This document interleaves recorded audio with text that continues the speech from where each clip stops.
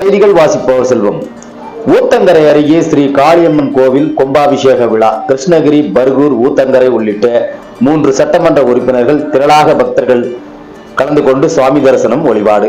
கிருஷ்ணகிரி மாவட்டம் ஊத்தங்கரை வட்டம் மத்தூர் ஒன்றியத்திற்குட்பட்ட சாலமரத்துப்பட்டி ஊராட்சி ஓலைப்பட்டி கிராமத்தில் யாதவ சமுதாய மக்கள் ஒருங்கிணைப்பில் கட்டி முடிக்கப்பட்ட அருள்மிகு ஸ்ரீ மகா காளியம்மன் கோவில் கும்பாபிஷேக விழா இன்று காலை 10 மணிக்கு மேல் வேத விற்பனங்களின் வேத மந்திரங்கள் முழக்க யாகசாலையில் வைத்து வழிபட்ட பூர்ண கும்ப கலசங்களை தலையில் சுமந்தவாறு திருக்கோவிலை வலம் வந்தனர். இதனைத் தொடர்ந்து திருக்கோவிலில் புதியதாக அமைக்கப்பட்டிருந்த கோபுர விமானத்தின் மீது உள்ள கும்பத்திற்கு புனித நீர் அடங்கிய கலசங்களை கொண்டு திருக்குடமுழுக்கு நடைபெற்றது. இதையடுத்து பக்தர்கள் மீது புனித நீரானது தெளிக்கப்பட்டது.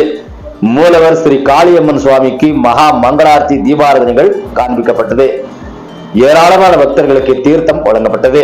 இதில் ஊத்தங்கரை சட்டமன்ற உறுப்பினர் தமிழ்ச்செல்வம், பர்கூர் சட்டமன்ற உறுப்பினர் மதியழகன், கிருஷ்ணகிரி சட்டமன்ற உறுப்பினர் அசோக்குமார் உள்ளிட்ட ஏராளமான பக்தர்கள் கலந்து கொண்டு சுவாமி தரிசனம் செய்தனர். காலை முதல் மாலை வரை அறுசுவை உணவு அன்னதான நிகழ்ச்சி நடைபெற்று வந்தது.